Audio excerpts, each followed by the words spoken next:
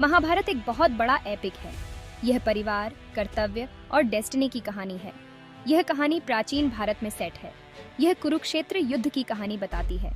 यह युद्ध दो भाइयों के बीच लड़ा गया था, पांडव और कौरव। महाभारत सिर्फ एक युद्ध की कहानी नहीं है। यह कॉम्प्लेक्स ह्यूमन इमोशंस के बारे में बताता है। यह प्यार, नफरत, लालच और बलिदान के बारे में बताता है। यह एपिक लाइफ लेसन्स का खजाना है। यह आज भी लाखों लोगों को इंस्पायर करता है। एकलव्य एक आदिवासी समुदाय का एक जवान लड़का था जो अपनी सरलता और मासूमियत के लिए जाना जाता था। वह जंगल में रहता था जहां प्रकृति उसकी सबसे बड़ी शिक्षक थी। वह एक शिकारी का बेटा था जिसने अपने पिता से शिकार और जंगल की कला सीखी। एकलव्य एक निषाद राजकुमार था जो अपने समुदाय के लिए गर्व का प्रतीक था। निषादों को नीची जाति का माना जाता था और उन्हें समाज में उचित सम्मान नहीं मिलता था। उन्हें अक्सर समाज द्वारा मार्जिनलाइज्ड किया जाता था और उनके साथ भेदभाव किया जाता था। अपनी साधारण शुरुआत के बावजूद एकलव्य एक असाधारण लड़का था जिसने अपने सपनों को पूरा करने का दृढ़ निश्चय किया। उसके पास बहुत फोकस और डिटर्मिनेशन था जो उसे दूसरों से अलग बनाता था। उसे आर्चरी में बहुत रुचि थी और वह दिन रात अभ्यास करता था। वह अर्जुन जैसे महान धनुर्धर बनने का सपना देखता था जो उसकी प्रेरणा का स्रोत था। अर्जुन पांडव राजकुमारों में से एक था और अपने समय का सबसे महान धनुर्धर माना जाता था। एकलव्य की कहानी एक रिमाइंडर है कि ग्रेटनेस अनएक्सपेक्टेड जगहों से आ सकती है और किसी की भी पृष्ठभूमि उसकी सफलता को निर्धारित नहीं करती। उसकी कहानी आज के समय में विशेष रूप से रेलेवेंट है जब हम सामाजिक भेदभाव और पूर्वाग्रहों का सामना कर रहे हैं। हम अक्सर लोगों को उनकी बैकग्राउंड के आधार पर जज करते हैं, लेकिन एकलव्य की कहानी हमें सिखाती है कि सच्ची प्रतिभा और समर्पण किसी भी बाधा को पार कर सकते हैं। जंगल में एकलव्य का जीवन सिंपल था। वह जंगल की हर बारीकी को जानता था और वहां के हर पेड़ पौधे से परिचित था। वह अपने पिता का शिकार करने में मदद करता था। पिता के साथ बिताए गए ये पल उसे बहुत प्रिय थे, लेकिन उसका दिल कुछ और चाहता था। वह अपने जीवन में कुछ बड़ा करना चाहता था, कुछ ऐसा जो उसे दूसरों से अलग बनाए। वह अकेले ही आर्चरी प्रैक्टिस करता था। हर दिन वह अपने लक्ष्य को सुधारने के लिए घंटों अभ्यास करता था। वह एक मिट्टी की मूर्ति को अपना टारगेट बनाता था। यह मूर्ति उसके लिए एक प्रतीक थी, एक प्रेरणा स्रोत। दिन ब दिन उसका स्किल बढ़ता गया। उसकी मेहनत और समर्पण ने उसे एक कुशल धनुर्धर बना दिया। वह अपने एम के साथ अविश्वसनीय रूप से प्रिसाइज हो गया। उसकी तीरंदाजी की कला में कोई कमी नहीं थी। वह किसी भी टारगेट को हिट कर सकता था जिसे उसने अपने दिमाग में सेट किया था। उसकी एकाग्रता और ध्यान अद्वितीय थे। उसका डेडिकेशन वाकई एक्सेप्शनल था। उसने कभी हार नहीं मानी और हमेशा अपने लक्ष्य की ओर बढ़ता रहा। उसने बिना किसी गाइडेंस के अथक प्रयास किया। उसकी आत्मनिर्भरता और आत्मविश्वास ने उसे और भी मजबूत बना दिया। आर्चरी के लिए एकलव्य का पैशन सिर्फ एक हॉबी नहीं था, यह उसके जीवन का एक महत्वपूर्ण हिस्सा था। यह उसके होने का एक इंट्रिंसिक हिस्सा था। उसका धनुष और तीर उसके अस्तित्व का एक अभिन्न अंग थे। वह आर्चरी को सेल्फ इम्प्रूवमेंट के रास्ते के रूप में देखता था। हर तीर के साथ वह खुद को और बेहतर बनाता था। उसका मानना था कि यह उसकी सोशल स्टैंडिंग को ऊपर उठा सकता है। वह जानता था कि उसकी तीरंदाजी की कला उसे समाज में एक विशेष स्थान दिला सकती है।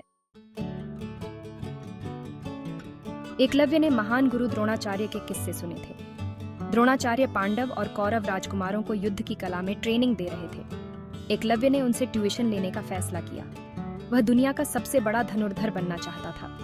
उसने द्रोणाचार्य के आश्रम की यात्रा की। उसने विनम्रतापूर्वक गुरु से उसे अपने स्टूडेंट के रूप में स्वीकार करने का अनुरोध किया, लेकिन द्रोणाचार्य ने मना कर दिया। वह कुरु राजा से किए अपने प्रॉमिस से बंधे हुए थे। वह केवल राजकुमारों को ही ट्रेनिंग दे सकते थे। इस रिजेक्शन ने एकलव्य के स्पिरिट को आसानी से कुचल दिया होता, लेकिन उसका डिटर्मिनेशन किसी भी सोसाइटल बैरियर या रिजेक्शन से कहीं ज्यादा मजबूत था।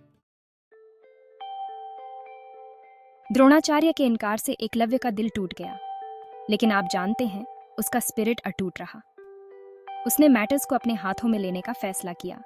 वह जंगल वापस गया और द्रोणाचार्य की मिट्टी की मूर्ति बनाई। उसने मूर्ति को अपने गुरु के रूप में स्वीकार किया और उसके सामने डिलिजेंटली आर्चरी प्रैक्टिस की। उसने कल्पना की कि द्रोणाचार्य की उपस्थिति उसका गाइडेंस कर रही है। उसका डेडिकेशन और सेल्फ बिलीफ वाकई असाधारण थे। एकलव्य की कहानी सेल्फ बिलीफ की पावर का प्रमाण है। वह हमें सिखाता है कि एक सच्चे स्टूडेंट को फिजिकल प्रेजेंस की आवश्यकता नहीं होती है, उन्हें बस एक मजबूत विल और एक फोकस दिमाग की जरूरत होती है। Section 6, the ultimate sacrifice. एक दिन पांडव और कौरव राजकुमार जंगल में प्रैक्टिस कर रहे थे। उनका कुत्ता अचानक भौंकने लगा, जिससे सभी का ध्यान उसकी ओर गया। कुत्ता किसी चीज से डिस्टर्ब था। राजकुमार तुरंत इन्वेस्टिगेट करने गए, ये जानने के लिए कि आखिर क्या हो रहा है। वे एकलव्य को देखकर शॉक्ड रह गए। एकलव्य एक ट्राइबल आर्चर था, जो अकेले ही प्रैक्टिस कर रहा था। एकलव्य ने अकेले ही कुत्ते को शांत कर दिया था। उसने ऐसा कुछ अनोखे तरीके से किया था। उसने कुत्ते के मुंह के चारों ओर तीर मारकर उसे शांत किया था, बिना उसे चोट पहुंचाए। कुत्ता पूरी तरह से अनहार्म्ड था और उसके मुंह के चारों ओर तीर लगे हुए थे। राजकुमार उसके स्किल से बहुत इम्प्रेस्ड थे। उन्होंने कभी ऐसा कुछ नहीं देखा था। उन्होंने तुरंत द्रोणाचार्य को एकलव्य के बारे में बताया। द्रोणाचार्य इस खबर से कंसर्न थे। उसने अर्जुन को सबसे अच्छा धनुर्धर बनाने का प्रॉमिस किया था और एकलव्य की स्किल्स उसे चिंतित कर रही थी। वह एकलव्य से मिलने जंगल गया, ये जानने के लिए कि वह कौन है और उसने यह सब कैसे सीखा। एकलव्य अपने गुरु को देखकर बहुत खुश हुआ। उसने द्रोणाचार्य का स्वागत किया। द्रोणाचार्य ने एकलव्य से पूछा कि उसका टीचर कौन है। एकलव्य ने गर्व से जवाब दिया। एकलव्य ने उसे मिट्टी की मूर्ति दिखाई और कहा कि वह द्रोणाचार्य को अपना गुरु मानता है। उसने मूर्ति के सामने झुककर अपनी श्रद्धा दिखाई। उसने खुद ही सब कुछ सीखा था। द्रोणाचार्य दुखी थे क्योंकि एकलव्य की डेडिकेशन और स्किल्स अद्वितीय थी। उन्होंने एकलव्य के डेडिकेशन की प्रशंसा की, लेकिन वह अर्जुन से किए अपने प्रॉमिस से बंधा हुआ था। द्रोणाचार्य एक डिलेमा में थे। उन्होंने एकलव्य से उसकी गुरु दक्षिणा, गुरु को ऑफरिंग मांगी। एकलव्य अपने गुरु को कुछ भी देने को तैयार था। उसने बिना किसी हिचकिचाहट के हामी भर दी। द्रोणाचार्य ने एकलव्य से उसका दाहिना अंगूठा मांगा, जो आर्चरी के लिए बहुत महत्वपूर्ण था। एकलव्य ने बिना किसी हिचकिचाहट के अपना अंगूठा काट दिया और उसे अपने गुरु को ऑफर कर दिया। यह एक अल्टीमेट सैक्रिफाइस था जो उसने अपने गुरु के लिए किया। उसने अपने गुरु को अपना अंगूठा ऑफर कर दिया, यह दिखाते हुए कि उसकी श्रद्धा और समर्पण कितनी गहरी थी। Section 7, lessons in dedication, discrimination and dharma. Eklavya का सैक्रिफाइस इंस्पायरिंग और हार्ट ब्रेकिंग दोनों है। यह फेयरनेस और इक्वालिटी के बारे में सवाल उठाता है। द्रोणाचार्य की एक्शन को अनुचित माना जा सकता है। उन्होंने अर्जुन के प्रति अपने प्रॉमिस को जस्टिस की भावना पर हावी होने दिया। एकलव्य की कहानी प्राचीन भारत में कास्ट सिस्टम का रिफ्लेक्शन है। यह लोअर कास्ट द्वारा किए गए डिस्क्रिमिनेशन को हाईलाइट करता है। उन्हें अपॉर्चुनिटीज से वंचित कर दिया गया था। हालांकि एकलव्य की कहानी ह्यूमन स्पिरिट के रेजिलियंस का भी प्रमाण है। उसने अपने सर्कमस्टेंसेस को खुद को डिफाइन नहीं करने दिया, वह उनसे ऊपर उठ गया। Section 8, the legacy of Eklavya. Eklavya dedication और सैक्रिफाइस का मार्मिक उदाहरण है। उसकी कहानी आज भी रेलेवेंट है। यह हमें परसिवरेंस के महत्व के बारे में सिखाती है। यह हमें सोशल नॉर्म्स को चैलेंज करने के लिए इनकरेज करता है। एकलव्य की कहानी एक रिमाइंडर है कि हर किसी को सीखने और ग्रो करने का मौका मिलना चाहिए। हमें सोसाइटल बैरियर्स को अपनी पोटेंशियल में बाधा नहीं बनने देना चाहिए। एकलव्य ने भले ही अर्जुन जितनी प्रसिद्धि हासिल न की हो, लेकिन उसकी कहानी अनगिनत लोगों को इंस्पायर करती रहती है। Section 9, conclusion, the unsung hero. Eklavya की कहानी एक रिमाइंडर है कि सच्चे हीरो हमेशा युद्ध के मैदान पर नहीं पाए जाते हैं।